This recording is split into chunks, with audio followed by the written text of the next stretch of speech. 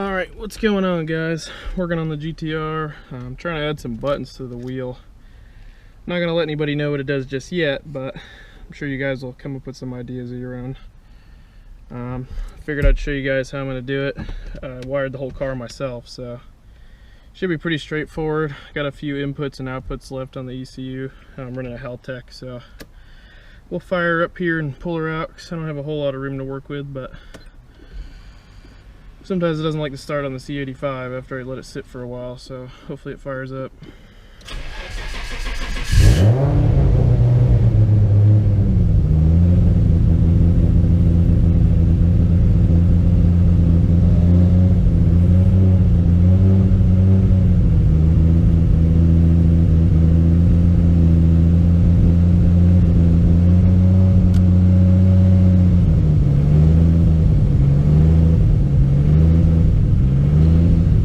Looking good.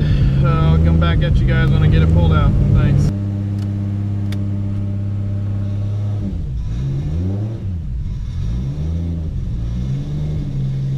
It is running a little rough. I'm getting it tuned this weekend, so hopefully I can get this stuff squared away by then.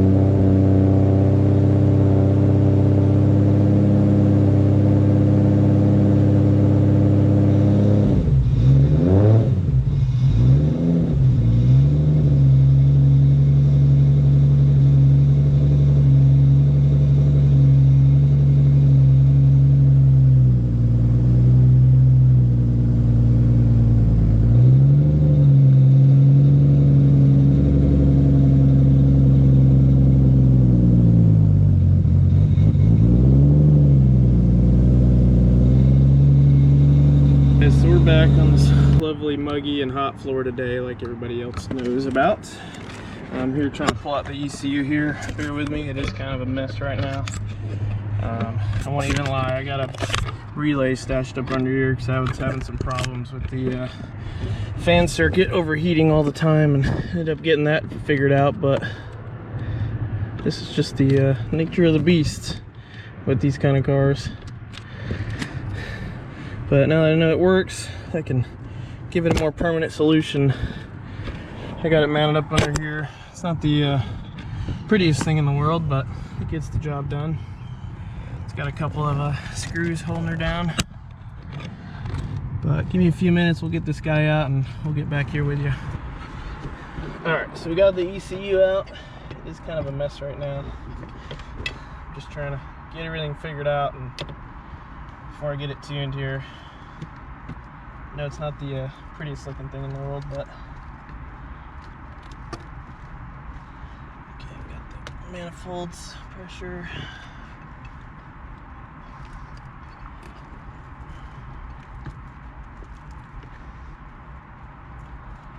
Okay.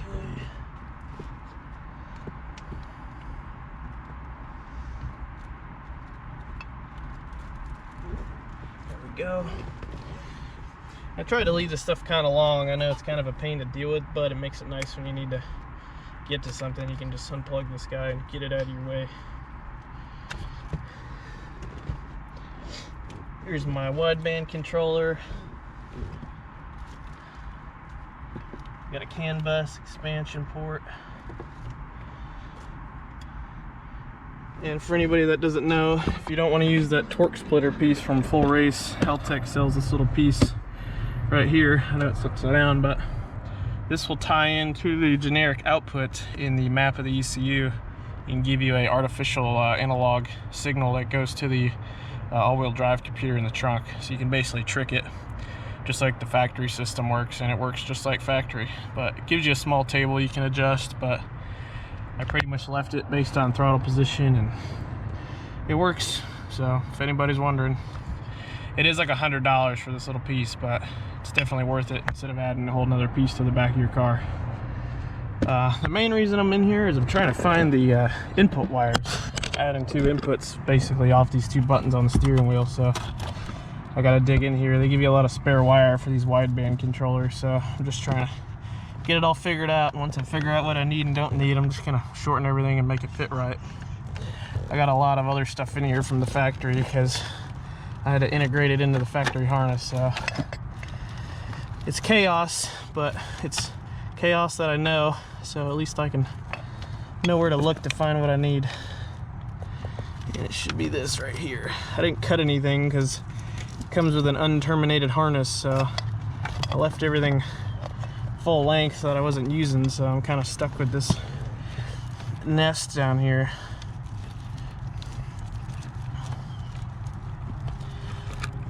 But we'll get there. There we go. So I need these 2 orange wires in here, so give me a few minutes, I'll get this guy apart and get what we need.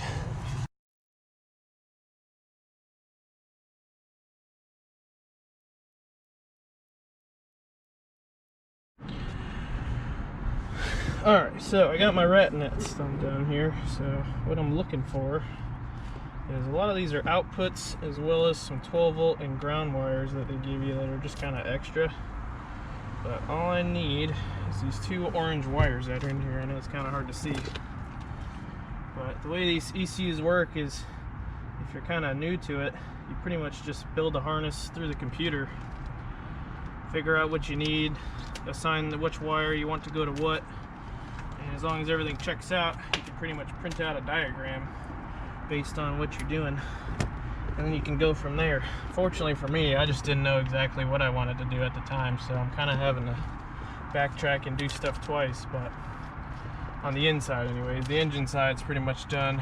A lot of these green wires are used for like stepper motors, or essentially like idle control type stuff, but I kind of deleted all that stuff off of here. So it's kind of aggravating when you go to start your car because you get all the cold start annoying revving, but after it gets up to temp, it runs just like any other car. So had to do all that just to get these 2 wires, but these are all just spares, and I'd rather not cut it if I don't need to, because I'm not sure exactly what I'm going to do with it just yet, so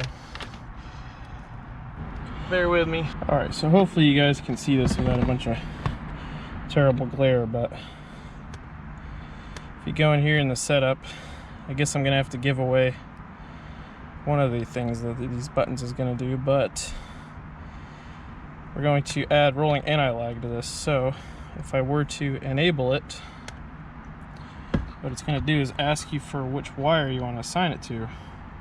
So in my case, I have it set up to go off of a input for an analog signal, which in layman's terms, all the ECU is looking for is a voltage for what you set it to. So right now default's on voltage 2 volts and off voltage 1 volt, so you can play with it from there depending on what signal you want to give to it. But other than that, you pretty much set the wire you want, hook it up to whatever switch method you want to use, either like the clutch switch or a button, or I've seen people use the e-brake switch, but there's all kind of things you can do with these things.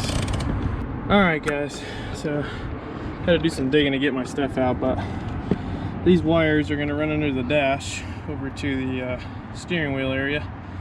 So the way I got this set up is you got a 5-volt signal, which is on this wire here, it's orange. What that'll do is it'll give 5 volts to all the sensors or buttons that you're going to use.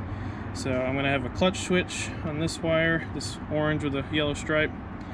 I got the one button on the orange with a green wire, and the other button is on the gray with a black.